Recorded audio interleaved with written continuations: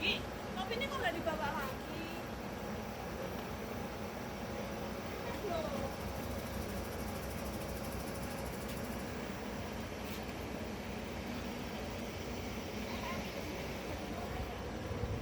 Butuhin aku dong, Rek. Nanti ay.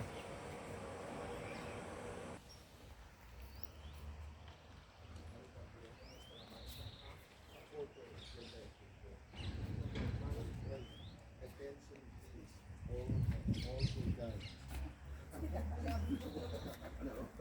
Tidak boleh keras-keras. Di dalam explanation harus di luar. Salah foto.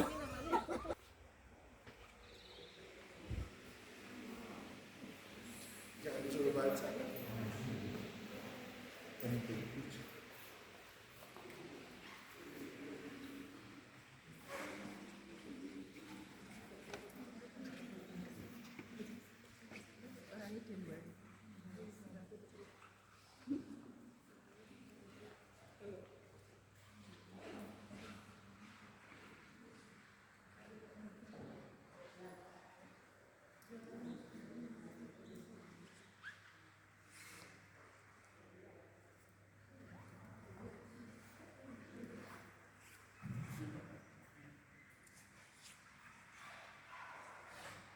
Buat Elia sendiri, mereka undang Nabi Elia untuk minum anggur sama mereka Itu setiap Pesak. setiap Hagadah. Itu doa, itu mulanya Paskah. Mereka makan, ini mulanya makan roti yang tidak beragi. Jadi dua acara. Roti tidak beragi acara sendiri. Paskah acara sendiri. Dua-duanya. Jadi ini minggu ini ada dua acara, bukan satu. Acara Paskah, acara no, malam itu. Tapi dalam malam itu masuk dua acara. Paskah masuk malam itu, Shabbat dan roti yang tidak beragi. Hagadah dan Agar perjamuan kudus. waktu roti tidak berarti. Yes, malam itu. Mereka makan roti tidak beragi, mereka minum 4 cup anggur. Termasuk Elia, bersihnya yang kosong. Ditaruh. Karena percayaan mereka, dia akan masuk. Itu ada, sorry kalau mistake, bentuknya berarti U. Ya, seperti U terbalik. Kursi Elia. Jadi ini, no. Kursi Elia di sini. Yang di sini Tuhan rumah. Ikat Tuhan rumah itu Yesus. Ikatnya dua nelayan. So Petrus dan Yohanes. Yohanes di sini, Petrus di sini. Dan depannya juga yang VIP, Judas. Judas VIP. Karena dia dari selatan. Dia diundang. Semua dari Galilea. Yesus paling Yesus ini. ujung. Dua, Petrus dan Yohanes. Kemudian Judas. Judas di tempat yang spesial. Karena dia adalah salah satunya dari selatan. Dia foreign. So ini acara Galilea. Ada orang Judea diundang. Ya lah Bapak Ibu, ada grup lain masuk. Saya menjelaskan di luar. Ya, Bapak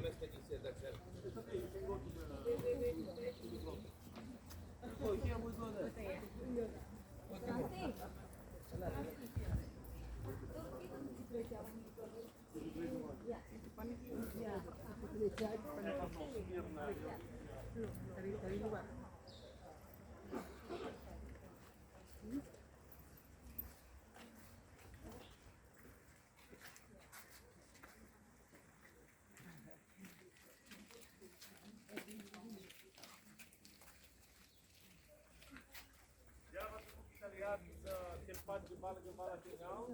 Dan tempat yang mana minta aja. Tapi kalau ada grup lain,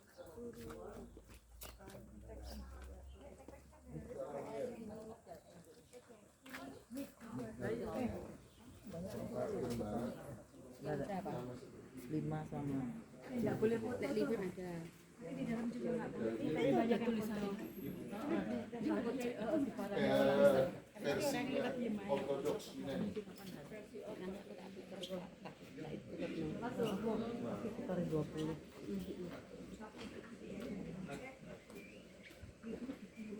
Kalau gaya kamera tuh, Ini gereja apa ini? gereja Aku itu bisa minta rekaman kamu aja ya. tak boleh, Oh, dilarang Tuhan. Mbok sih dilarang Tuhan. di situ juga bisa kok. Jarang manusia.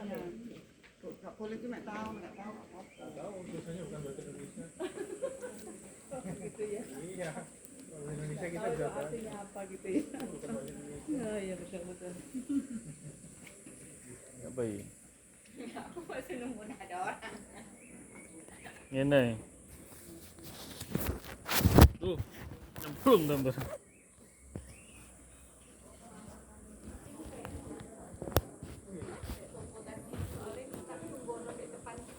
Aku tadi ketemu pendeta dia ngomongin, cuman kalau istrinya tadi nggak tahu. Belum keluar dari toko soal.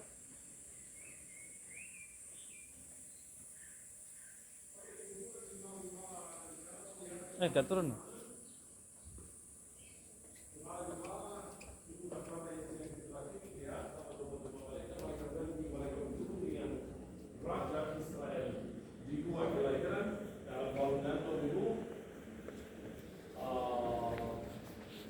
Sebelum mereka kembali ke sini. Kalau ini rumah mereka, rumah mereka di sana. Tenggora yang baru lihat semua ini dari tahun 1614. Jangan lupa sama tahun ini. 1614 tentara Persia. Mereka menaklukkan tanah suci Timur Tengah dan mereka membunuh seluruh orang Kristen dan mereka menghancurkan semua gereja kecuali satu gereja, gereja kelahiran. Tahu kenapa? Karena mereka ketemu di sana gambar dengan 3 orang Majus. By the way, kalau Bapak tidak tahu, Majus dari Persia. Orang Majusi artinya Persia. So mereka pakai tradisi Persia, kemudian mereka bingung, jadi mereka buat gereja itu. Hanya gereja kelahiran yang belum dihancurkan tahun 1614. Hasilnya gereja kelahiran hari ini adalah gereja yang tertua di dunia. Jangan bingung antara gereja tertua dan gereja pertama. Oke, gereja pertama di Sion. Gereja tertua, gereja kelahiran di Jerman. So ini tempat yang paling lama, ini tenggorak dari Romo tahun 1614. Balik tenggorak, bukan dari gereja ini. Balik gereja itu tenggorak dari tahun 1614. Ambil foto-foto, kita kumpul di sana. Ini Bapak Ibu. Setiap gereja di sini ada 3 gereja. Yang pertama namanya Bizantium, yang kedua namanya Perang Salib, yang ketiga gereja baru seperti ini. Ini gereja yang terakhir, baru. Umurnya kira-kira 100 tahun. Sebelumnya ada gereja yang namanya Crusader, Perang Salib dari abad 12. Dan kenapa ada 3 gereja? Karena saya sudah katakan 1614 seluruh gereja Bizantium dimasukkan. Sisanya ini. Soalnya mozaik dari gereja Bizantium yang hancur tahun 1615. Ada gereja atasnya pada abad 12 dihancurkan oleh Salahuddin. Kemudian ada gereja baru. So ini sisanya gereja Bizantium. Di luar 5 menit saja.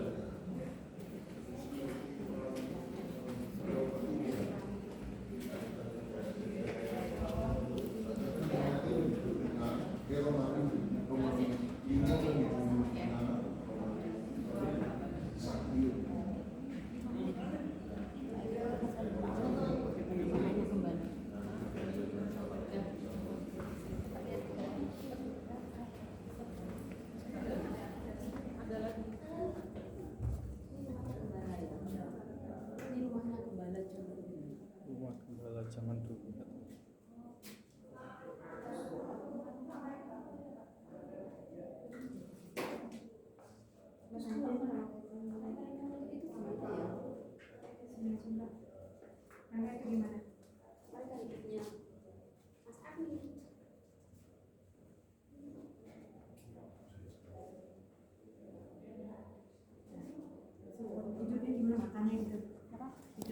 Ya kan nggak ada.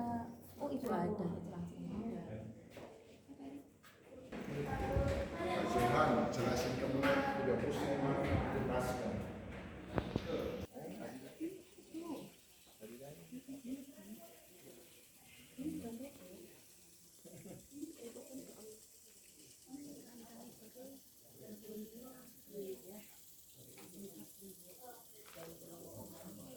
Ya, Bapak Ibu, tentang kelahiran Kristus.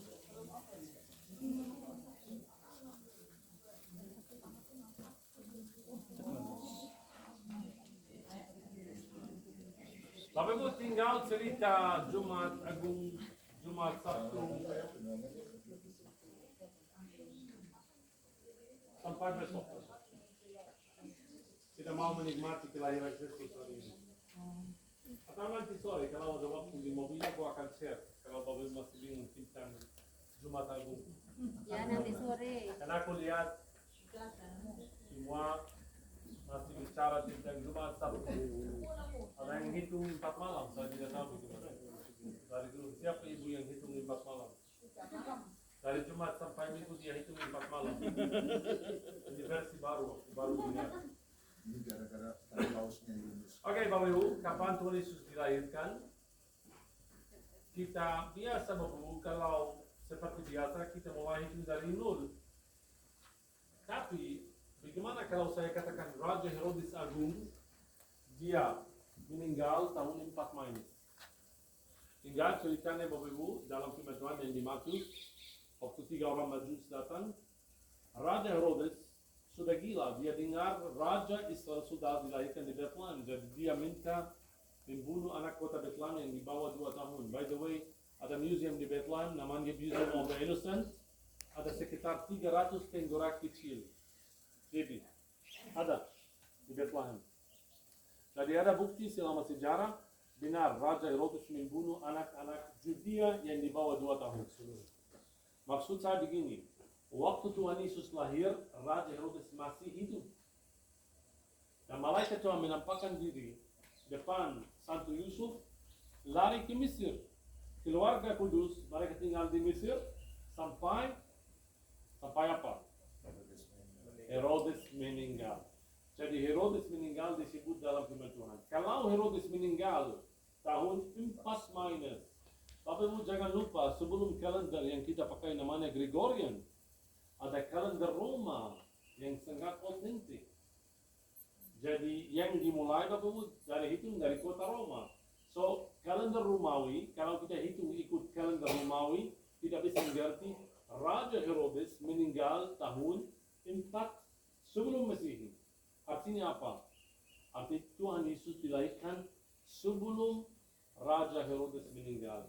Jadi tahun berapa? Mungkin 4 minus, 5, 6, 7, mundur. Ini tidak jelas tahun berapa sampai tahun 2016. 2016 kita sudah tahu. Bagaimana? Ada yang sudah dengar tentang surat Pontius Pilatus? Abuna sudah dengar? Surat Pontius Pilatus mereka sudah ketemu di Eropa, di negara Prancis. Hari ini di Vatikan. Bapak Ibu, Pontius Pilatus dia kirim surat ke Tiberius Kaisar Roma. Waktu Yesus dihukum mati, itu waktu Tiberius. Jadi dia kirim surat, dia mau katakan kenapa seorang dibunuh. Dan dia katakan, saya Pontius Pilatus, saya membunuh seorang dari Galilea namanya Yesus Kristus. Alasannya kenapa dibunuh, kemudian dia sebut nama 22 imam yang menghukum Tuhan Yesus mati. Buka Google, kalau ada, tulis Pontius Pilatus letter, bisa dapat. Semua ada di Google.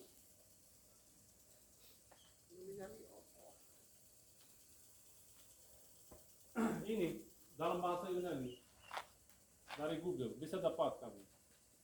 So, surat Pontius Pilatus dalam bahasa Yunani. Kenapa ini penting sekali? Mulanya begini Bapak Ibu. Saya Pontius Pilatus, tahun 17 yang engkau adalah Kaisar Roma, saya membunuh seorang namanya Yesus Kristus. Dia sebut angka 17. Tahun 17 yang Tiberius adalah Kaisar Roma adalah tahun 27 di kalender yang namanya Gregorian. Sekali lagi Bapak Ibu. Dia sebut nama tahun 17 yang engkau ibu. Tahun 17 yang engkau adalah Kaisar Roma, saya membunuh seorang namanya Yesus Kristus. Kalau kita ikut gabung kalender Gregorian sama kalender Romawi, tahun 17 yang Tiberius adalah Kaisar Roma, adalah tahun 27 di kalender yang kita pakai, yang namanya Gregorian. Artinya menurut surat ini Tuhan Yesus disalibkan tahun 27. Umurnya berapa? 33. Artinya mundur kembali 33 tahun. 6 sebelum itu. Jadi cuma keluarga kudus tinggal di Mesir 2 tahun. Tahun 6 minus Tuhan Yesus dilahirkan. Apa yang terjadi di sini? Cari, mungkin ketemu kuburan Rachel di sini. Karena menurut firman Tuhan, di sini ada kuburan Rachel, istrinya Yakub yang tercinta. Tidak baca. Buka Kejadian pasal 35 ayat 19 sampai 21.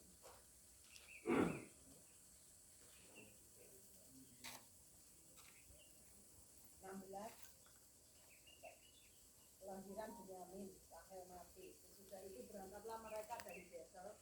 Kemudian mereka tidak berapa jauh lagi dari Efrata, bersalinlah Rahel dan bersalinnya itu sangat sukar. Sedang ia sangat sukar bersalin, berkatalah bidan kepadanya, janganlah takut. Sekali ini pun anak laki-laki yang kau dapat. Dan ketika ia hendak menghembuskan nafas, sebab ia mati, kemudian diberikannya nama Ben-Oli kepada anak itu, tetapi ayahnya menamainya Benyamin. Demikianlah Rahel mati, lalu ia dikuburkan di sisi jalan ke Efrata, yaitu Bethlehem.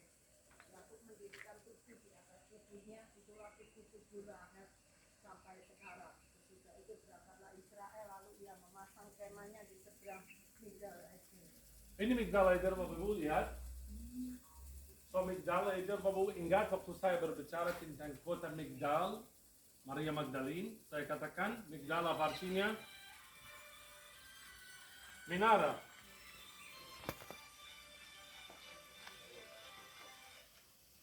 Menara Gembala. Migdal Eder artinya Menara Gembala.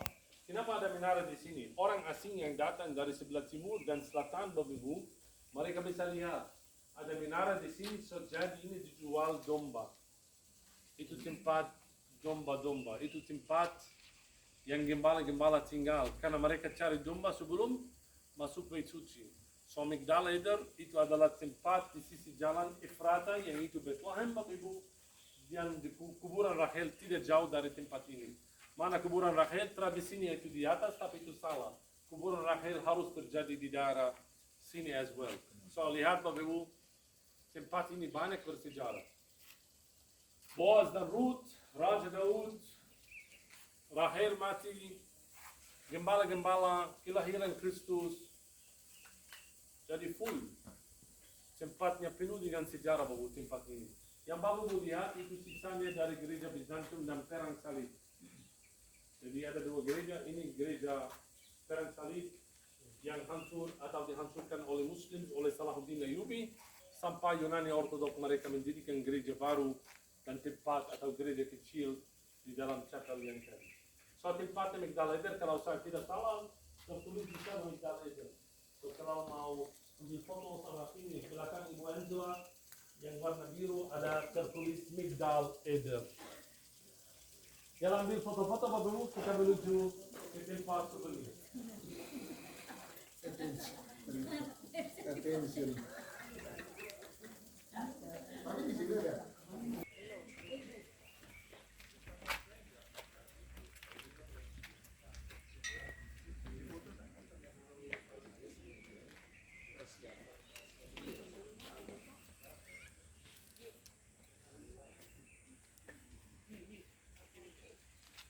Ini tempat bersejarah ya.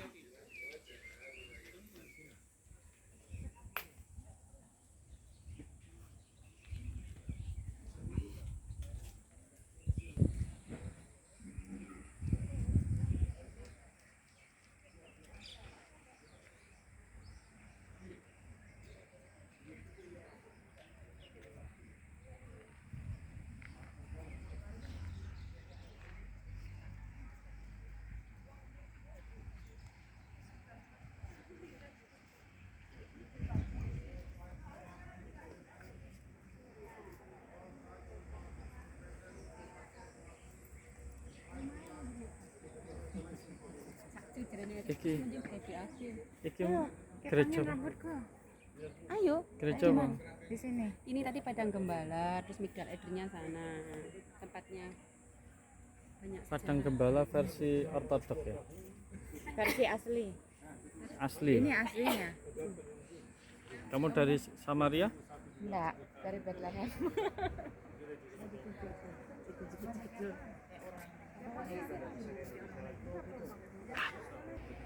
Itu loncengnya besar itu. Bikin 18 seminar. Karena kameranya jelek tidak bisa di zoom ya. Setiap malam Jawaban tahun depan.